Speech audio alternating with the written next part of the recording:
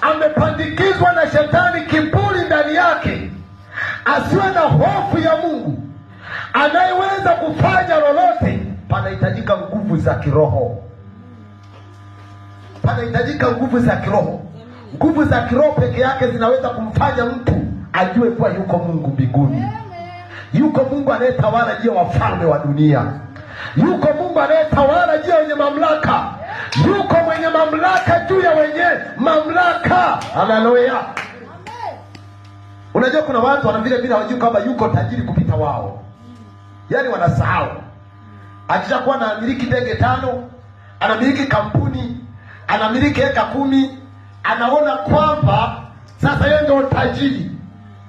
Anasahau kwamba yuko tajiri anayemiliki dunia nzima hii, anayemiliki sayari zote zinazojulikana na zisizojulikana. Yuko tajiri ambaye kiti chake cha enzi kimepambwa kwa madini yanayong'aa wakati wote. Wezi angalie mbingu usiku zinavyong'aa.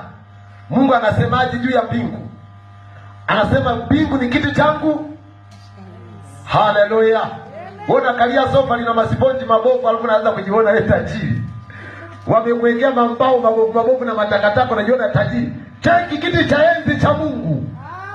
Kuna jua linang'aa pale, kuna nyota mbalimbali ndogo na kubwa, kuna mwezi, kuna mawingu, kuna rangi mbalimbali. Mawingu yanapishana namna hii. Huyo ndiye Mungu aliye mfalme wa wafalme na Bwana wa mabwana, aliye tajiri. Sasa watu, ili tuweze kuwajulisha kwamba yuko Mungu, panahitajika nguvu za kiroho. Mfalme Nebukadneza ametengeneza sanamu ya dhahabu, anawalazimisha watu wote waisujudie, waiabudu ile sanamu. Watu wengine wasiokuwa na maarifa ya kimungu, filimbi, santuri, ngoma zilipopigwa na zomari, wakaanguka wote. Wakafanyaje? Wakasujudu. Haleluya, amen. Walitumia andiko la Warumi, kila mtu na atii mamlaka. Mamlaka iliyopo, maana hata hiyo iliyopo imetoka kwa nani?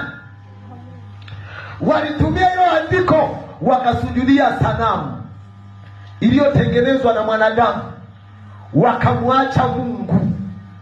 Na akatisha, wenye mamlaka waka wanatisha, wakasema mtu ambaye hata sujudia hiyo sanamu, kuna tanuru la moto lile pale.